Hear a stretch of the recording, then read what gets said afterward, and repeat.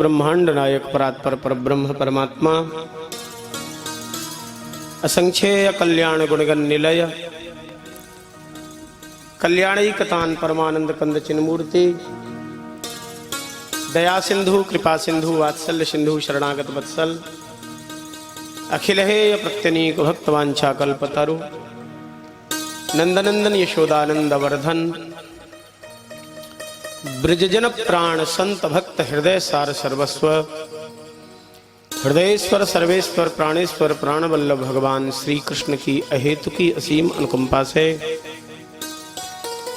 भगवन नाम रूप लीला के परम रसिक श्रोता श्रेष्ठतम वक्ता आशुतोष अवडर दानी भूत भावन भोलेनाथ भगवान शिव की भावमयी समुपस्थिति में भगवन नाम रूप लीला के परम रसिक संत भक्तों के सदा सदा रक्षक अनंत बलवंत श्री हनुमंत लाल जी महाराज की भावमयी समुपस्थिति में भारतवर्ष के उत्तर प्रदेश के उन्नाव जनपद के इस भेटवा गांव में स्वर्गीय श्री जगदीश सिंह जी, स्वर्गीय श्री कृष्णा देवी जी, उनके सतपुत्र श्री राजू यादव जी के द्वारा आयोजित उनके समस्त क्षेत्र व समस्त गांव के मंगल के लिए, उनके अभ्युदय के लिए यह श्रीमद् भागवत सप्ताह भक्ति ज्ञान यज्ञ चल रहा है। भगवान की कृपा से इस सप्त दिवसीय भक्ति ज्ञान यज्ञ का आज 5वां दिन है। कल हम लोगों ने भगवान के विविध अवतारों की कथाएं सुनी। पहले भी एक दिन हमने निवेदन किया, अवतार शब्द का अर्थ होता है अवतरती, जो ऊपर से नीचे आ गए। हमारे आराध्य भगवान श्री कृष्ण ने हम समस्त जगत के प्राणियों के लिए अवतार ग्रहण किया। गीता जी में भगवान के ही मुख का वाक्य है, यदा यदा हि धर्मस्य ग्लानिर्भवति भारत अभ्युत्थानम धर्मस्य तदात्मानं सृजाम्यहम् परित्राणाय साधूनां विनाशाय च दुष्कृतां धर्म संस्थापनार्थाय संभवामि युगे युगे। जब जब धर्म की हानि होती है तब तब भगवान विविध रूपों में अवतार धारण करते हैं। कभी श्री राम बन करके आते हैं तो कभी वही श्री राम श्री कृष्ण बन के आते हैं। दुष्टों का विनाश करते हैं, पृथ्वी का भार को हल्का करते हैं, और जो सज्जन वृंद होते हैं सज्जनों की भगवान सुरक्षा करते हैं। एक बात संसार में पता नहीं क्यों लोगों के मन में बैठ गई है, बोले महाराज सज्जन तो सदा दुख पाते हैं, और जो धूर्त होते हैं दंड फंद धूर्त, जितने बढ़िया श्रेणी के धूर्त होंगे उतना ही उनका चकाचक होता है सब काम। ज्यादातर लोग इस बात को कहते हैं, लेकिन बहुत विनती पूर्वक आपसे कह दें, कोई कितना भी बड़ा धूर्त हो, कितना भी बड़ा चतुर चालाक हो, रावण और कुंभकर्ण और कंस जैसा तो नहीं हो सकता भाई, वो तो वही थे। और कितने भी कोई सज्जन हो जाए, वो विभीषण जी जैसा बड़ा कठिन है होना। सीधे साधे सरल यशोदा मैया और नंद बाबा जैसा होना भी बड़ा सरल कठिन है। एक विनती कर दें आप सबसे, सर्वेश्वर परमात्मा के विषय में एक वाक्य है वेद का, बोले स एकाकी न रमते, वह परमात्मा अकेले रमण नहीं कर सकता है। तो उनको रमण शब्द का अर्थ होता है खेल। जब उनको खेल करने का मन होता है ना, तो एको हम बहुश्यामः का संकल्प करते हैं, मैं ही बहुत रूपों में हो जाऊं, क्योंकि बिना दो के खेल कभी बनता नहीं है। कोई भी खेल खेलना होगा तो दूसरे की जरूरत पड़ेगी।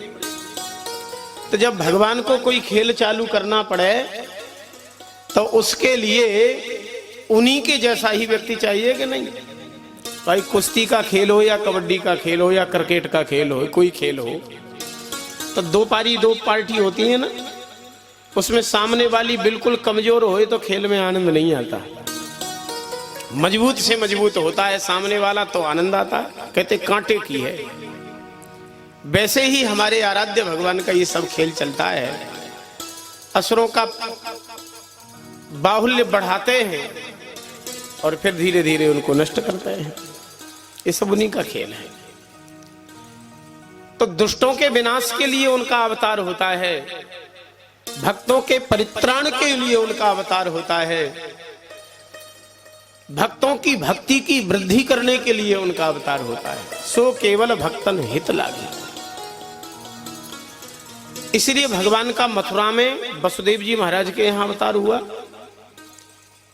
और गोकुल में नंद बाबा के यहां भी अवतार हुआ। इसलिए श्री कृष्ण को नंद का लाला भी कहते हैं और वसुदेव नंदन वासुदेव भी कहते हैं, दोनों ही नाम है उनके।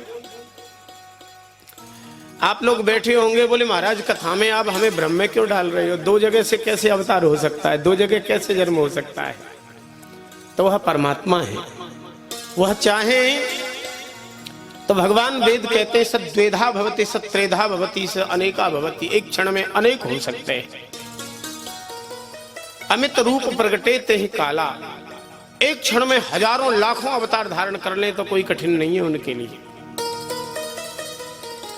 आगे कथाओं में आप सुनेंगे कि रास हुआ तो भगवान के अनंत अवतार अनंत स्वरूप हो गए। तो वसुदेव जी महाराज के यहां भी भगवान ने अवतार लिया। सूप में रख करके बाल कृष्ण को गोकुल ले गए वसुदेव जी महाराज। यशोदा जी के अंक में जैसे ही जाके उन्होंने देखा तो एक बिल्कुल वसुदेव जी के लाला जैसा ही एक बेटा पहले से पौधा हुआ है। अब वसुदेव जी तो बेचारे चक्कर में पड़ गए, मेरे जैसा लाला दूसरा यहां कहां से आ गया। खैर रुकने का समय नहीं है, इसलिए उन्होंने जैसे ही अपने बेटे को अपने लाला को विराजमान किया कि उनके देखते देखते ही वसुदेव जी का जो लाला था वो नंद के लाला में प्रवेश हो गया। फिर दोनों एक हो गए। विद्युत सौदामिनीय था, जैसे आपने देखी होगी बिजली चमकेगी आकाश में और फिर गायब हो जाएगी। कन्या को लेकर के वसुदेव जी महाराज लौटे। देखिए श्री कृष्ण की जब प्राप्ति वसुदेव जी को हुई उसी क्षण उनके बंधन सब समाप्त हो गए। जेलों के भीतर थे, हाथ में हथकड़ी पांवों में बेड़ी लगी थी, खुल गई। जेलों के अपने आप ताले खुल गए, द्वारपाल खर्राटे लेके सोने लग गए। परमात्मा की जब प्राप्ति किसी भी जीव को होती है उसके भवबंधन भी कट जाते हैं। और जैसे ही कन्या की प्राप्ति हुई माने माया की प्राप्ति हुई तो फिर बंधन में आ गए बेचारे। हाथों में हथकड़ी भी लग गई, पैरों में बेड़ी भी लग गई, द्वारपाल भी जग गए और ताले भी वैसे के वैसे लग गए। बस इतना सा ही अंतर है, माया जकड़ती और बांधती है और परमात्मा माया से मुक्त करते खोलते हैं। लेकिन संसार में बिल्कुल उल्टा होता है, माया कोई सब कोई भजे, माधव भजे न कोई। जिसको देखो वही माया भजना चाहते हैं कि ज्यादा आवे ज्यादा आवे। और कई बार तो उस अर्थ की लोलुपता यहां तक हो जाती है व्यक्ति के भीतर कि वह यह भी नहीं देखता है कि मैं जिस कृत्य को कर रहा हूं ये मेरे स्वरूपानुरूप नहीं है। लेकिन धन की लोलुपता, धन का लोभ व्यक्ति को अधर्म में प्रवृत्त करता है। जो नहीं करना है वो करने में वो जुट जाता है। और एक बहुत विनम्रता पूर्वक हाथ जोड़ के आप सबसे कह दें, चित्रगुप्त महाराज बड़े जोर के लेखा जोखा रखने वाले हैं। वो चित्रगुप्त महाराज को कहीं से आना नहीं पड़ता है कि हमारे शुभ और अशुभ कर्मों को देखने के लिए आमे। वो हमारे आपके कंधों पर अहरनिश बैठे रहते हैं, अहरनिश। आप चलोगे तो रहेंगे, बैठोगे तो रहेंगे, सोओगे तो रहेंगे, कंधे छोड़ के नहीं जाते। शुभ करोगे तत्काल लिख लेंगे, अशुभ करोगे तत्काल लिख लेंगे। और वही महाराज पूरा बही खाता तैयार करके यमराज के सामने प्रस्तुत कर देते हैं। एक एक का परिणाम व्यक्ति को झेलना पड़ता है, एक एक का। इसलिए अर्थ की लोलुपता में, धन की लोलुपता में आकर के व्यक्ति को अधर्म नहीं करना चाहिए। क्योंकि अर्थ तो आता है और चला जाता है, धन आता है चला जाता है, उसका कोई महत्व ज्यादा है नहीं। कोई भी बड़े से बड़ा श्रीमंत एक जैसा बना रहेगा कोई नहीं कह सकता। और एकदम विपन्न निर्धन रोड छाप व्यक्ति कब करोड़पति बन जाएगा इसको भी कोई नहीं कह सकता है। ये तो खेल हमारे ठाकुर का नहीं है, चलाते रहते हैं। बाकी उस धन में आकर के हम अधर्म करें ये उचित नहीं है। बिना धन के काम नहीं चलेगा राजू भैया किसी का, न गृहस्थों का चले न बाबाओं का चले। लेकिन ये विचार जरूर सबको रखना चाहिए कि कहां से हमें धन उत्पादन करना चाहिए, और वास्तविक ये धन हमारा अधिकार यहां है कि नहीं है, इस बात का जरूर विचार करना चाहिए व्यक्ति को। और यह विचार जिस दिन वह नहीं करेगा उसी दिन अधर्म में वो प्रवृत्त हो जाएगा।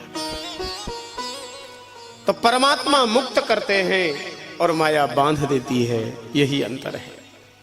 फिर से वसुदेव जी जो परमात्मा श्री कृष्ण के पिता हैं, फिर से हाथों में हथकड़ी लग गई, पैरों में बेड़ी लग गई, ताले लग गए, द्वारपाल सब जग गए। कन्या ने रुदन प्रारंभ किया। कंस रात में ही गिरता पड़ता दौड़ता हुआ आया कि अब मेरा काल ने जन्म ले लिया, मार डालूंगा उसे। अच्छा, संसार में अनेक लोगों ने अपने मौत से बचने का प्रयास किया, लेकिन मौत से आज तक कोई बच पाया है क्या? कबीर जी तो कहते हैं, साधो यह मुर्दह का गांव, पूरा संसार को मृत्यु लोक कहते हैं, ये मुर्दों का गांव है।